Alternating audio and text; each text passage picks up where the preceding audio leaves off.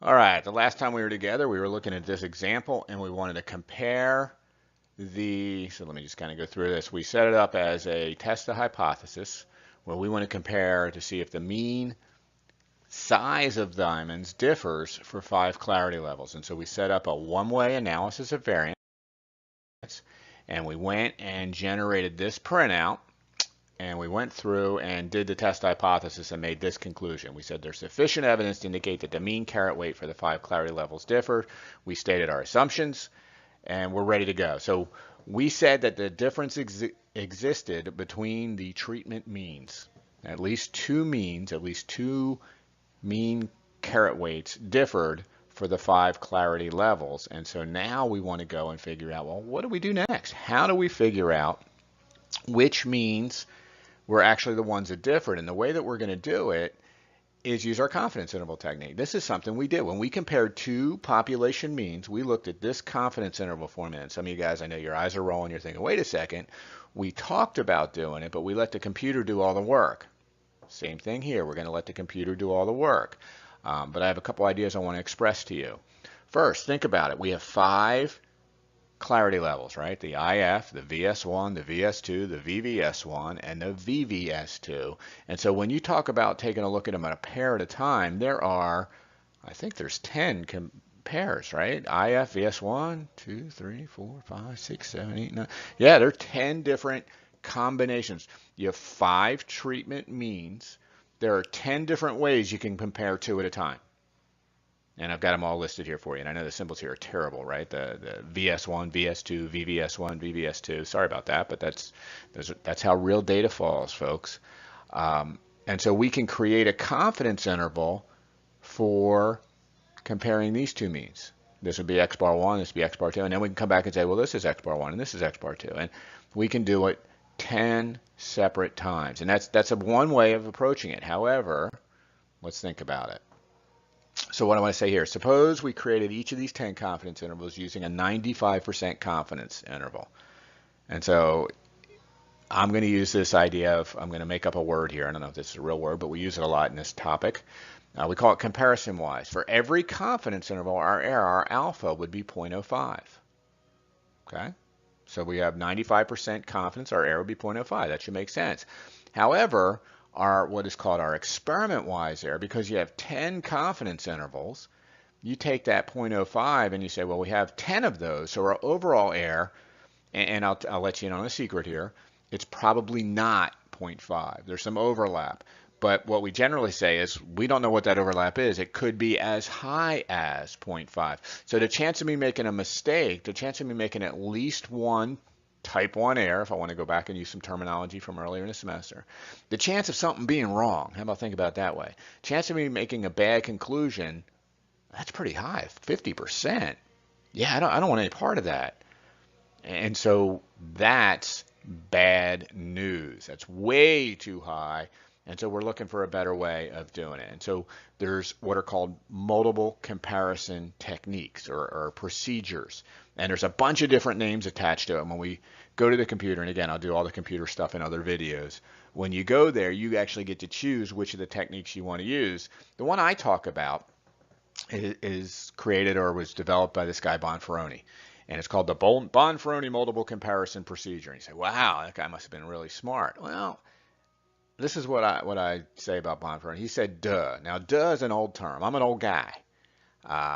Compared to you guys, especially, I'm an old guy. Back in the day, back when I was a kid, Captain Obvious didn't exist. Captain Obvious is a newer invention. Captain Obvious is the person in your life that just states the obvious, and you just look at me like, hey, thanks, Captain Obvious. That was real helpful. Back in the day, we didn't have that phrase or that idea. We just had the expression, duh. If you said something that was completely obvious to everybody, they wouldn't call you Captain Obvious. Someone would just look at you and they'd say, duh. And that's kind of what the expression means. So you can think of it as the same, but what does that have to do with this? Well, if you want your overall error to be lower, if I want this number to be something that's manageable, let's say I want this to be 0.05, right? Say I want that to be a small number like 0.05. Well, where did it come from? It comes from there. If I want that to be 5%, I gotta kind of work backwards, and that's what Bonferroni said. He said, if you want 95% overall reliable and you have 10 comparisons, do each one at 0.005. Duh. And it's not that brilliant of an idea. And I kind of shake my head. I'm thinking, it's really kind of straightforward and simple. Bonferroni got his name attached to this. That's kind of weird. Usually you have to do something pretty significant or pretty difficult. This was really obvious, really easy. It's called the Bonferroni multiple comparison. Now there's another one out there that might actually be a little bit better. It's called the Tukey multiple comparison procedure. And a lot of people use Tukey instead of Bonferroni. I'm a Bonferroni guy. And I'm a Bonferroni guy typically because it makes sense. It's reasonable, and it's easy for my students to sit there and say, well, yeah, of course that makes sense. That's obvious. Duh. And so I'm going to have you work with the Bonferroni multiple comparison procedure. And the multiple procedure, the confidence interval, the multiple comparison procedure that Bonferroni looks at, takes a look at all those intervals and gives you the results. And so let me talk to you a little bit about that. Rather than use alpha over 2, like we did back in chapter, what was it, whatever chapter, where we're comparing the two means, we're now going to use alpha star, where alpha star is actually taking into consideration the number of comparisons, yet we interpret the results exactly the same way. If we end up with an interval that is entirely positive. So when Bonferroni compares the IFs to the VS1s, if he gets two positive numbers, he's going to say the IFs are greater than the VS1s. If he gets two negative numbers, he's going to say the IFs are less than the VS1s. And if he gets a negative and a positive, he's going to say we cannot determine which mean is bigger. We're using exactly the same technique. That's the beauty of this. The one-way analysis of variance does a test hypothesis, and then it follows it up with some confidence intervals. But the way that we use these techniques is exactly as what we saw before. The toughest thing about the Bonferroni approach is the way that the results are presented. And so let me show you what that looks like. Here is the results that we see from our Statistix software. And you look at this, you're like, what just happened? Well, what just happened is 10 confidence intervals were created. Remember all those pairs I mentioned a little while ago, a couple slides back? The IFs, the VS1s, the IFs, the VS2s, the IFs, the VBS1s, the IFs, the VBS2s, and all the rest, they're all shown here.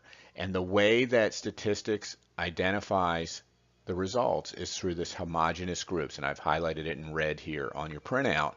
And you can see that there are different groupings.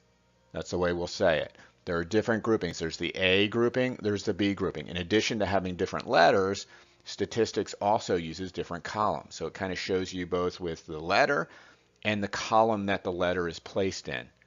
But here's what I know. I know this about Statistix. It does things alphabetically. That's the way it works. And so when it compared, say, the IF to the VS1, it did the mean of the IFs minus the mean of the VS1s. It thinks alphabetically. It's very logical. It's a computer. Of course, that's how it's going to think. Now, I know that the interval it ended up with was this guy. It was a negative lower end point and a negative upper end point. Now, how do I know that? Because when I look over here, now let's back up. If this was the interval, okay, that was generated, what would Statistix say about the means? Well, it's two negative endpoints. It would say the first mean is less than the second mean, right? It would say that there was a difference and the first one is less than the second one. That's what this information, this B here and this A here means. It's saying the first group and the second group. Now IF would be the first group, VS1 would be the second group. It would say they're different. There's a significant difference between. There's a significant difference because 0 is not in the interval. How about if it looked at VS1? Some of you guys are shaking your head right now thinking that didn't make sense. Let me go a little further. Keep hanging there with me. When the VS1 and the VS2s were compared, there was a negative and a positive. Now what conclusion, if you got this confidence interval for the VS1 minus the VS2s, again, that's the order it would look at because it's alphabetical, what would you say if you had a negative lower endpoint and a positive upper endpoint? Well, look back in the last slide. It would say we cannot determine which mean is bigger. That's what, let me get the right ones. It should be these guys. That's what this one and that one. The VS1 and the VS2 are both grouped together. And the way that we report this, or the way that we interpret this, is that means that are connected by the same symbol in the same column do not significantly differ. And the Bonferroni technique is going to do each of those intervals and summarize the results for us. The A's and the B's that you see here, let's see if I can erase some of my stuff. There we go. The A's and the B's that you see here, these guys, any of the A's, when those intervals were created, they got a negative lower endpoint and a positive upper endpoint. The conclusion was we cannot say which one is bigger. We cannot determine which mean is bigger. That's why they get grouped together. We're not sure. And so when you compare the VS1s to the VS2s, or the VS1s to the VVS1s, or the VS1s to the VVS2s, and all those comparisons there, they all result with the same conclusion, no differences. And so they get grouped together.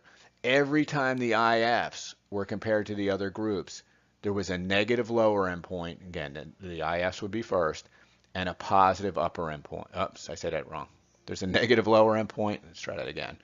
A negative lower endpoint and a negative upper endpoint. Every time we compare the IFs to the VS1s, the VS2s, the VVS1s, the VVS2s, every time the comparison was done, a difference was found. We said the IFs were less than the other ones, or we could say the other ones are greater than the IFs. You could say it either way. But that's the only one that's grouped differently. And the conclusion that we would reach would be here.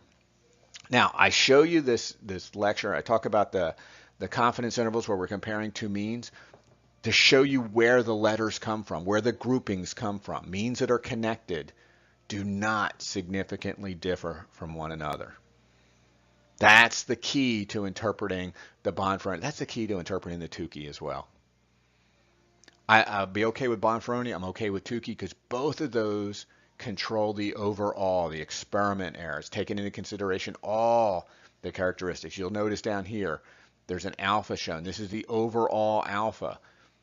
When we make this conclusion, we're 95% confident of all the results, not just a single interval. We're 95% confident overall, and that's an important reliability to have. And so that's how Statistix is going to report the results. Most software packages do it similarly. What we find is seeing these homogeneous groups, and let me get rid of this again, seeing these homogeneous groups and having the results summarized usually is a lot easier to interpret than looking at the 10 different intervals together and trying to make heads or tails out of it. And so while initially it may be a little weird, as you get more and more experience with working with the printouts, you'll start to appreciate this a little bit more. All right, so let's take a look at an example, see how we do.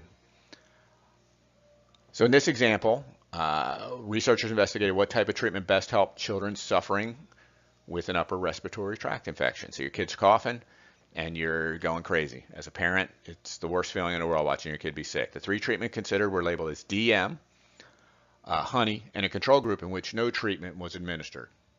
The response variable measured was the severity of the children's coughing. The higher the value, the more severe the symptoms. And I'm not sure if that's actually right here, but we'll just go with it. We're looking for differences in means.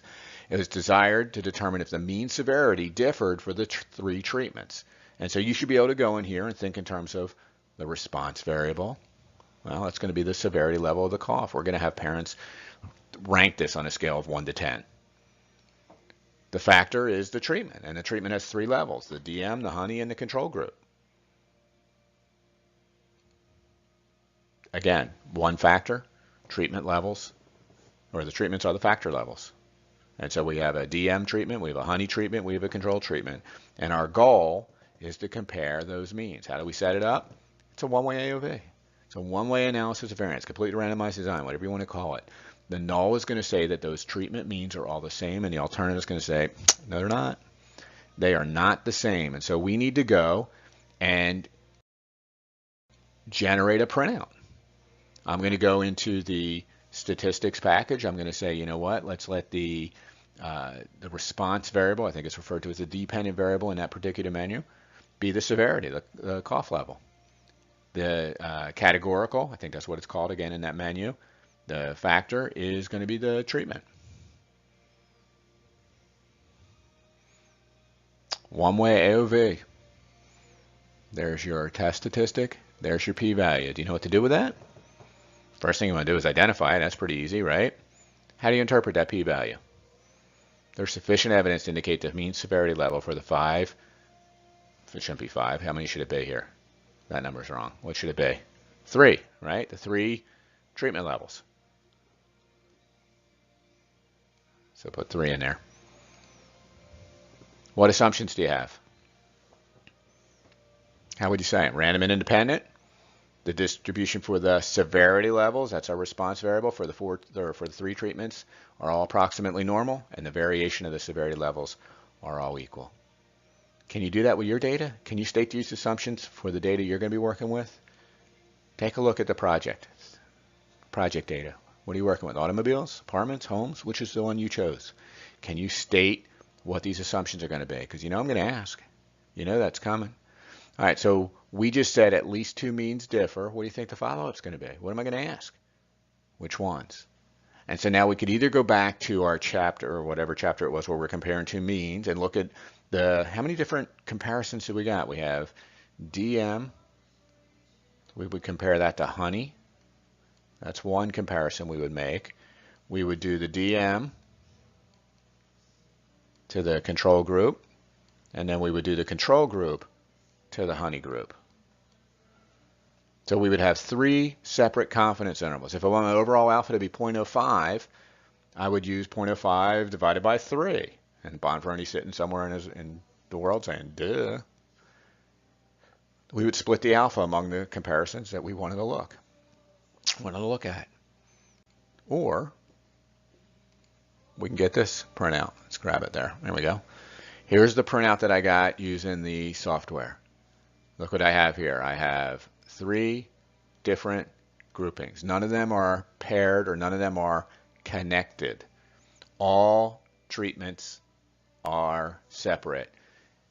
Means that are connected do not significantly differ. That's the key idea. But none of these are connected.